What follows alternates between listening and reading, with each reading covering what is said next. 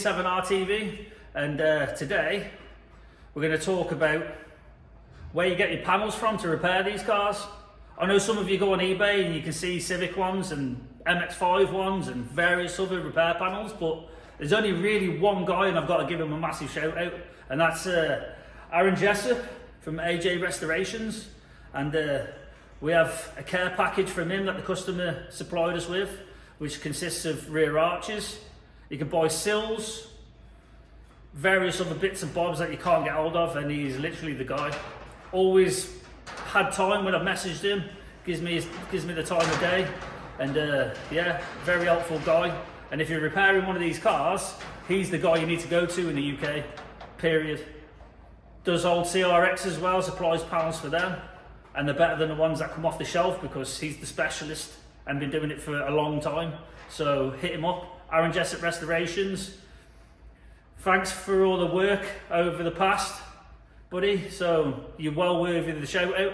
So what we're going to show you now is what is in the care package and what he's come up with over the years, what works best with these cars and how to repair them.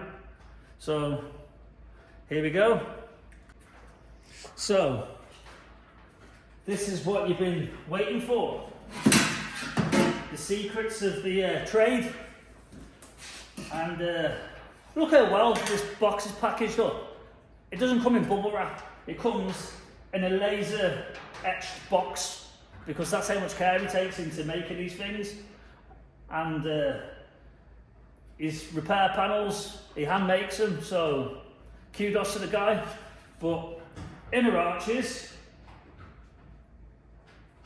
these are the ones you need, and they are from a Mark V Escort. So if your inner tubs have gone, these work pretty well. They're not perfect, but they're perfect for what you need them for. So what we're going to do is open up the box and show you what's inside.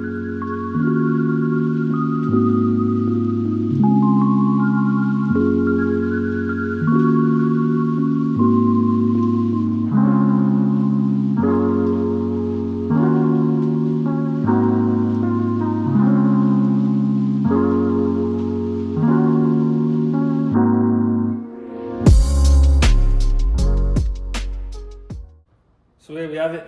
This is one of Aaron Jessup Restorations repair panels for your DC2 Integra Type R, and it has everything you need. It's got the bottom profile which follows around the bottom of the doors and stuff. It's got the swage line here which you need, so if you do it yourself or your body shop can follow this line and then make the nice triangular section. It's got a swage line which follows around this section here, which all marries up to the original car. This is all hand formed, shrinker stretcher. I can't imagine how long it's took him to make this because he's the man. I'm not quite on his pay grade, but yeah, he does a fantastic job. There's quite a lot of overhang on this back section here, so you can cut that to how you want it. So next up is to show you how they sit on the actual car itself so you can get an idea of how they fit. So let's get to it. So now we have one butted up to the car. So as you can see, there's quite a lot you can cut out of here. You never know how much these cars rot, so it's nice to have the option to cut where you need to cut. This sits up nice to where the arch is supposed to be. This car's had it cut off for some reason, don't know why. There's your swage line that you need to follow, and here's your profile for the bottom of the rear quarter, and as you can see it marries up pretty nice to the door.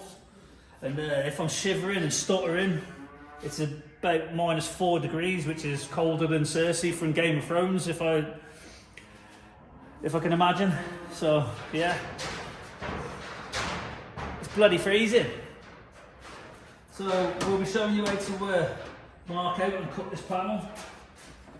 I've been badgering on at him for a while now because I've probably done 3 or 4 cars with his panels, and they used to cut off about here, but you tend to find that most of these Integras are kind of starting to rot to the door now, So all this section here starts to rot out. So I think he's now listened, and he's made this a lot easier for me because I don't have to make a section to follow on for this, so you don't have no weld line here. I mean, Civic panels, they don't come long enough, so you have to make a section for the bottom quarter. Then when you're welding it up, it leaves like an indentation, and I don't like it, but it is what it is. And the only way to get out of that is to cut the whole quarter panel out, weld it in, and panel beat it, then weld the panel back in. And to be honest, these cars are not quite worth that amount of time and money spent on. They're worth the money, but not cutting the quarter panel out. I mean, a good body shop will get rid of the line for you, and hey presto. This car really didn't need a set of arches because it's about as clean as they come. So if I remove this, put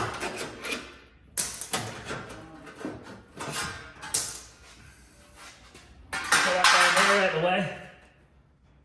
They cut the inner lip off.